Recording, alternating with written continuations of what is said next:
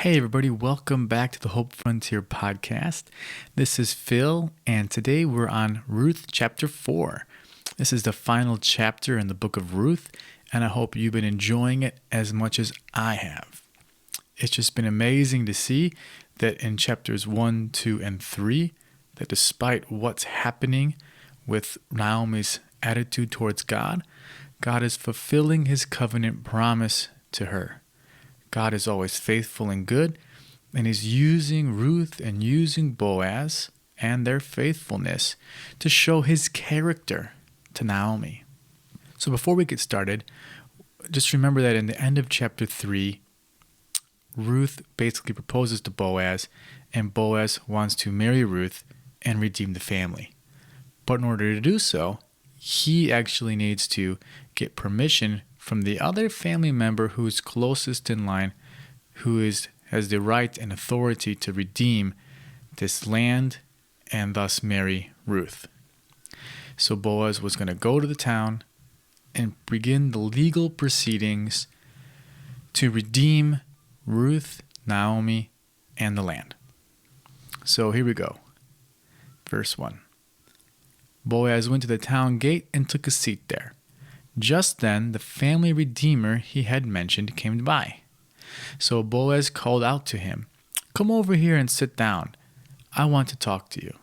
So they sat down together. Then Boaz called 10 leaders from the town and asked them to sit as witnesses. And Boaz said to the family redeemer, "You know, Naomi, who came back from Moab, she is selling the land that belonged to our relative Elimelech.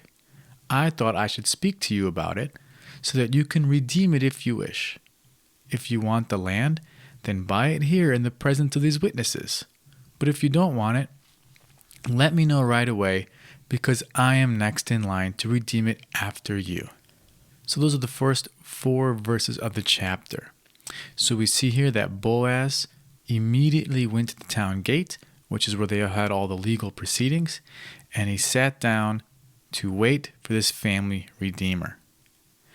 And just like we saw with Ruth going into Boaz's field, in the Hebrew there, it just so happened that it was Boaz's field. By chance, this happened. And this is the same language that's used here in chapter 4. It just so happens that the family redeemer walks by the second that Boaz sits down, because Boaz was most likely just going to sit there and wait for this redeemer, no matter how long it took for him to just walk on by. So this once again linking chapter 2 to chapter 4 here, showing that God's hand is really behind Boaz and really behind this situation.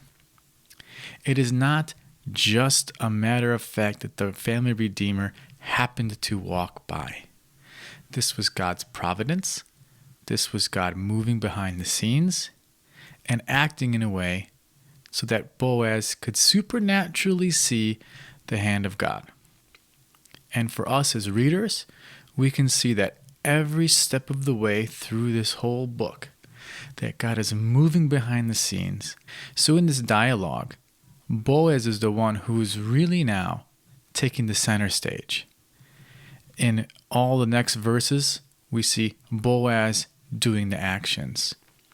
So now, since Boaz is acting through the will of God here to redeem the family and to provide this care and restoration, we can really see that God is active through Boaz. So really, God is moving here. Now it's God's turn to reciprocate the faith that he had seen Ruth doing. So that's why it's Boaz calling out. Boaz calling out the 10 leaders. Boaz talking to family redeemer. Boaz, Boaz, Boaz. So this is the same thing as God taking the action. Now God is the initiator for what's going to happen next. And we see that he sits down, the redeemer sits down next to Boaz, and Boaz has to call out the 10 leaders to be witnesses. So Boaz is proactively now going out to find the 10 leaders of the town. So he's not just calling out, yelling out from where he is. They're not all gathered around. They're working because it's harvest time. So everybody's busy. This shows you how intent Boaz is to redeem and marry Ruth. And this is just like what God is doing with Israel.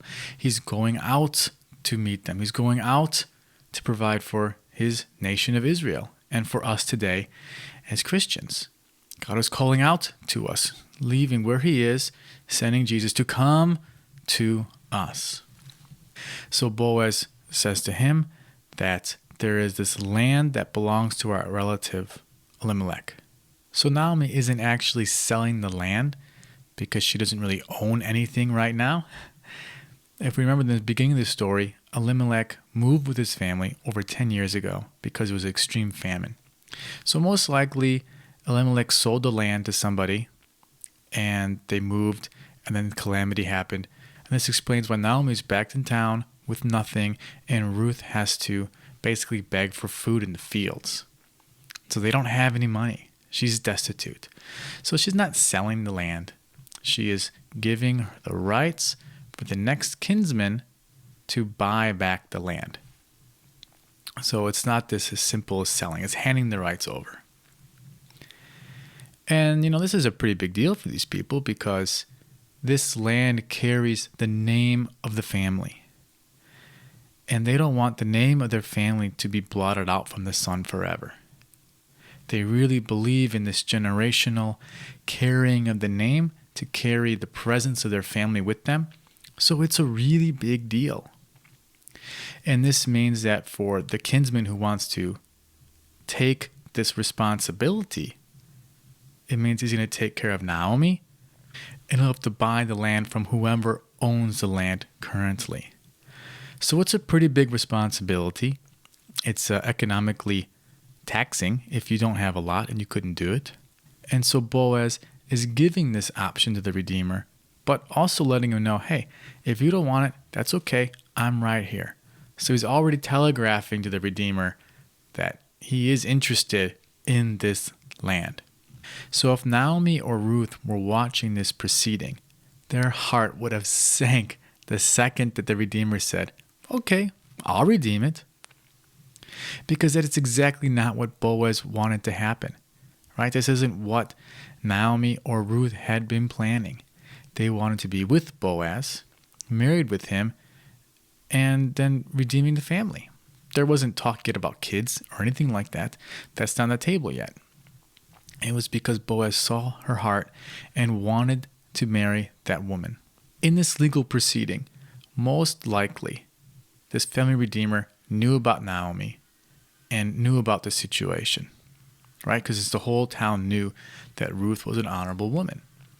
So when Boaz was presenting this offer to him, he probably thought that he was going to redeem the name of Elimelech, but not the sons of Elimelech, which was Kilion and Mihon. So in his eyes, all he had to worry about was just Naomi, which was a very safe offer for him, because Naomi most likely would not be able to bear any children. She would have been probably past the age of bearing children. And so all he had to do was just take care of Naomi. And then when he would have children, because it doesn't say he has or has not right now. So since he doesn't have any children right now, and he wouldn't be able to make children with Naomi, then his future children for the next wife he marries would be able to keep his estate and keep his family name, because he cares about his family name within his own estate. But since Elimelech added Ruth and said, no, you must take care of the entire family of your deceased relative, including his sons, which has this Moabite woman, Ruth, then he probably got freaked out, because most likely in his eyes, Ruth will have one child, probably, and if it's a son, then that means that when this family redeemer passes, all of his land goes to this son of Ruth, whose name would be from Elimelech's family, not his own. And that's why this family redeemer isn't really a bad guy. They don't have to redeem the family. But it is the honorable thing to do, and it does respect God by doing this, because it is trusting in God more than trusting in your own name, which is what Boaz is doing. So in the eyes of the family redeemer, he wants to ensure that his legacy is secured. And he's doing that in his way. Now, this is not a sin. It's not anything horribly wrong. But this is in contrast to Boaz's selfless righteousness, where Boaz is going to lay down his name for the will of the other person. So in verse 7, in those days it was the custom in Israel for anyone transferring a right of purchase to remove his sandal and hand it to the other party. This publicly validated the transaction. So the other family redeemer drew off his sandal as he said to Boaz, "You buy the land." Now, quick note once again, he's not buying the land right now, but he's giving the right to Boaz to redeem the family, which means to purchase the land. Okay, just a little technicality, okay? So in verse 9, Boaz said to the elders and the crowd standing around, "You are witnesses that today I have bought from Naomi all the property of Elimelech, Kilion, and Mahlon. And with the land I have required Ruth, the Moabite widow of Mahlon, to be my wife. This way she can have a son to carry on the family name of her dead husband and to inherit the family property here in his hometown. You are all witnesses today."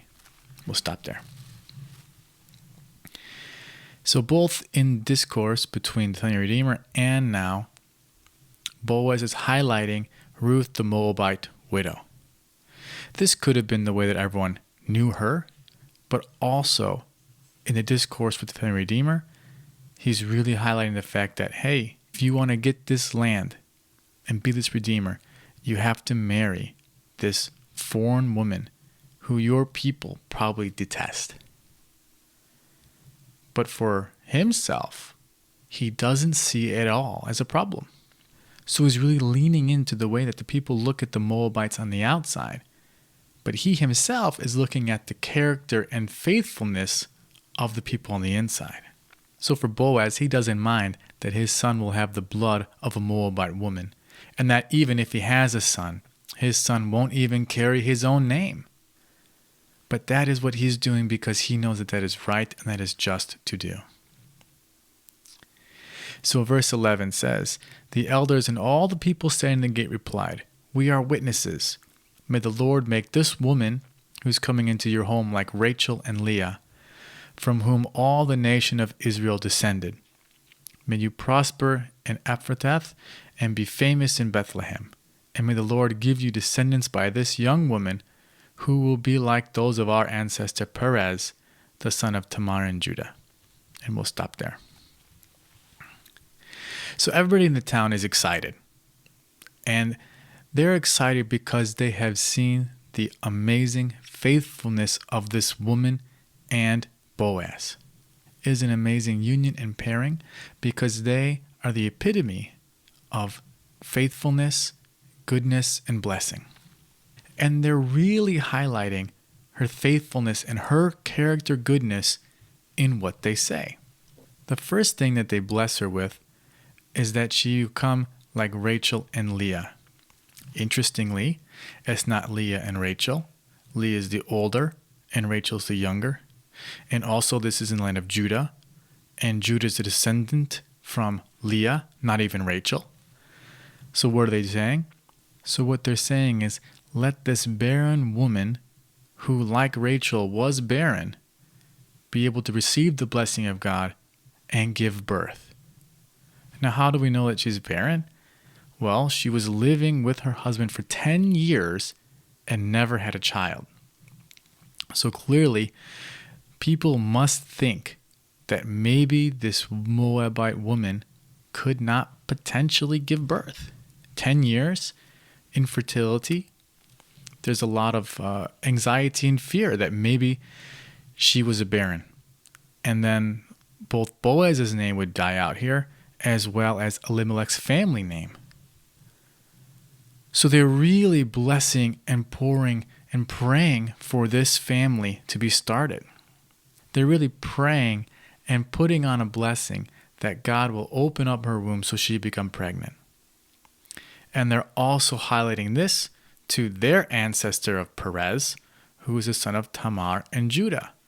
And if you remember in Genesis 38, this Tamar and Judah situation is the same sort of situation that happens here with Ruth and Boaz. Judah had 3 sons, and Tamar wed the first son, but the Lord took him because he was evil. And the second son married Tamar, but would not let her become pregnant. So God got rid of him as well. And then Tamar ended up having to have sex with Judah in order to give birth to Perez. Now, Ruth didn't use those same methods and tactics in order to get pregnant and give birth. But what we can see is that these people here are drawing along the lines that let God be a blessing to you and thus be a blessing for Israel. Because Perez was really one of the most influential clans in ancient Israel. And so what they're praying is that God will really bless this woman and let her children have a major impact on the future of Israel, which it will. Let's go in verse 13. So Boaz took Ruth into his home, and she became his wife. When he slept with her, the Lord enabled her to become pregnant, and she gave birth to a son. Then the woman of the town said to Naomi, "Praise the Lord who's now provided a redeemer for your family. May this child be famous in Israel. May he restore your youth and care for you in your old age. For he is the son of your daughter-in-law who loves you and has been better to you than 7 sons." So we'll stop there. So we can see again, the Lord enabled her to become pregnant. God is actively working to fulfill his covenant promise to Naomi, which in turn is a blessing to Ruth and to Boaz. So God has been moving behind the scenes the whole time, drawing people in and providing enough blessing step by step. And how do the people in the town react? They're excited, and they tell Naomi that this child is a blessing to you. So Naomi is now full of joy. She's full of goodness because earlier she was empty. The women say that this son of your daughter-in-law, who loves you, is better than 7 sons. 7 sons was the ideal number of children to the Israelite family. So what these women are saying in the town is, hey, this one son that you have from your daughter-in-law is better than the best. That's how much they love Ruth. And that's how much they love Boaz. And Ruth here really exemplifies the very teachings of Israel, probably like no one else in the entire Old Testament. Because what does it mean, the daughter-in-law who loves you? In this culture, love was much more than just emotion. Love was following through with your covenant. Loving someone was in action, not just words. It was complete faithfulness, self-sacrificing love to the person that you've committed yourself to. And so Ruth exemplifies the very most important commands of the Bible of loving God with all your heart and treating your neighbor like yourself. Ruth is showing the Israelite people, this foreign woman who comes from an ungodly background and upbringing, is showing the Israelite people how do you exemplify and live out the very teachings of God. That's what she's doing. And like I just said, there was probably no better example of love in the Old Testament than Ruth. She's like a superstar for the Old Testament for showing people how to honor God and to honor your neighbor. Everything she did in love and caring, which is covenant action, faithful action, more than just words. Verse 16, Naomi took the baby and cuddled him to her breast, and she cared for him as if he were her own. The neighbor women said, "Now at last Naomi has a son again," and they named him Obed. He became the father of Jesse and the grandfather of David. So we'll stop there. So if you remember, in the beginning of the story, Naomi had nothing, and she blamed God for her emptiness.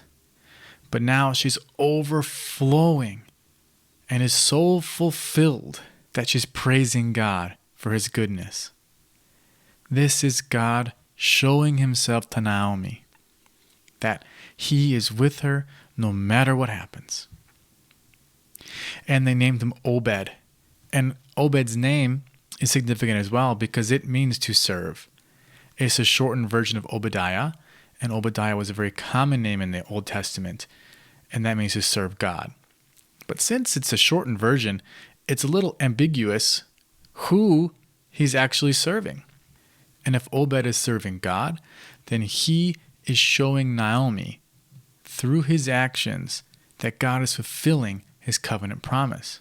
Now, on the other hand, if Obed is to serve Naomi and Ruth, then he is showing that he is the redeemer that God has sent to provide for the family. So in both sense, Obed is really showing the family the very character and nature of God. And that's just an amazing fact that God has given to the family. Let's finish this out here because there's also one more interesting thing. The genealogical record. So Perez was the father of Hezron, and then 2, 3, 4, 5, 6, father of Boaz. Boaz was the father of Obed, then father of Jesse and father of David. So the interesting thing here is that this is the same pattern we see in Genesis 5. Now that pattern was Adam, 7 people down, and then Enoch was born. So here we have Perez, and then 7 people down, Boaz is born. So this person is a symbol of righteousness, right? Enoch was without fault, and Boaz is a man of righteousness. So they're showing here the parallelism between Enoch and Boaz. And then what happens next? The 10th person down the line was Noah, and here we have David. So this 10th person is the completion of an era. A new era is beginning. So King David is going to bring a new era for Israel, just as Noah brought a new era in humanity. By leading the people out of sin in the old world through the flood, well, David is going to bring his people out from this terrible time of the judges, where there was constant sinning and there was a constant cycle where God had to redeem the people because of their poor actions. So David is the one who's going to do that. So throughout the whole story, we can really see how God is moving through the lives of people who are faithful and just and right. It doesn't matter if they're a foreigner or an Israelite. God sees their heart, God sees their actions, and acts accordingly to that. So even though Naomi was doubting God in the beginning and blaming him for her pain, God still loved her and still provided so that she could be full of joy and happiness. So I hope you all enjoyed these 4 chapters of Ruth. I know I had a great time, and we'll be looking forward to seeing you next time on our podcast.